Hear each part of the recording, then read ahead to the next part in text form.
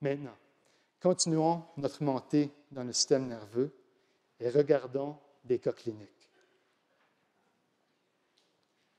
Si le cortex est le président, le thalamus est le vice-président du système.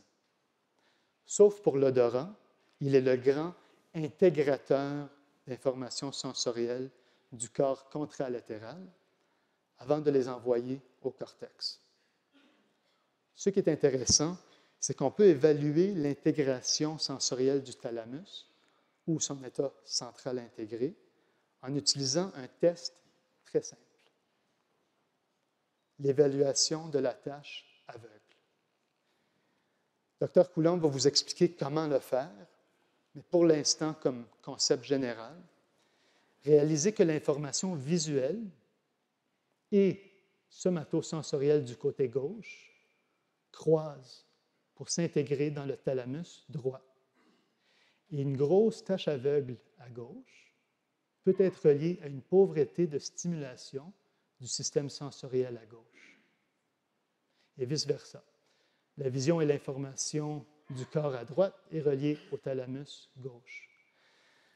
Maintenant, si on est d'accord que la mécanoréception contribue de manière importante au système sensoriel, est-ce que l'ajustement chiropratique peut avoir un effet sur l'intégration au thalamus et la tâche aveugle?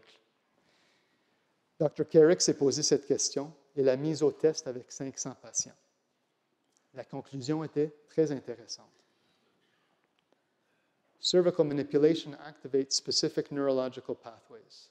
Manipulation of the cervical spine may be associated with an increase or a decrease in brain function, depending upon the side of the manipulation and the cortical hemisphericity of the patient.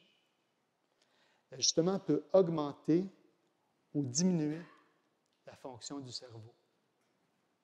En effet, l'ajustement chiropratique a un grand pouvoir neurologique et doit être utilisé d'une manière diligente. Comme cas clinique, voici les taches aveugles d'une patiente avec la sclérose en plaques qui m'a été référée par un neurologue. On voit qu'elle a une grosse tache aveugle à gauche qui est reliée à une mauvaise intégration sensorielle du thalamus droit. Le thalamus droit est relié au cervelet gauche qui est relié au corps gauche. Cette patiente, quand je l'ai examinée, avait des tremblements intentionnels du côté gauche et de la dysmétrie. Immédiatement après un ajustement du côté gauche, les taches aveugles sont devenues plus symétriques.